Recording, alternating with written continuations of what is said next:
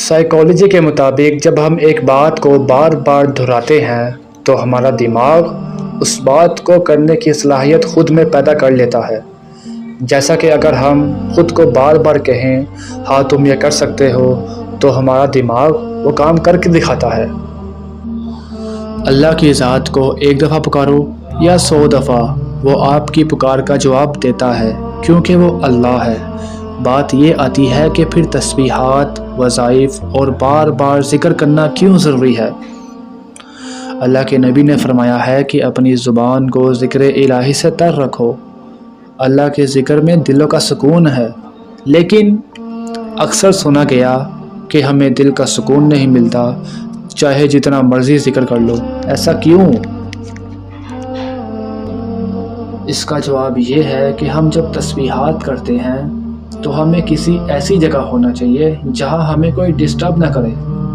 آپ نے اکثر سنا ہوگا کہ تسبیحات اور وظائف کے درمیان بولنا نہیں چاہیے۔ مزید یہ کہ جو ہم بول رہے ہوں اس کا مطلب ذہن میں دہرائیں، جیسا کہ یا رزاق کے ساتھ ذہن میں دہرائیں کہ اللہ رزق دینے والا ہے اور وہی دے گا۔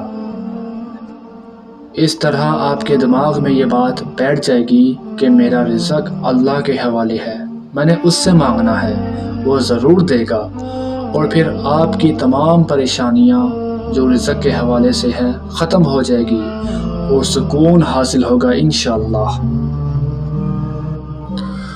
اور اللہ کی ذات تو ایسی ہے، اسے نہ بھی پکارو وہ عطا کرتا ہے، لیکن جب ہم اسے پکارتے ہیں تو وہ خوش ہوتا ہے، جب ہم اسے بار بار پکارتے ہیں تو وہ ہم سے راضی ہوتا ہے اور ہمیں ہماری آواز سے کئی گنا بڑھ کے عطا کرتا ہے۔ پھر تسبیحات سکون دیتی ہے، اور جب ایسا ہوتا ہے تو انسان روحانیت کو پاتا ہے۔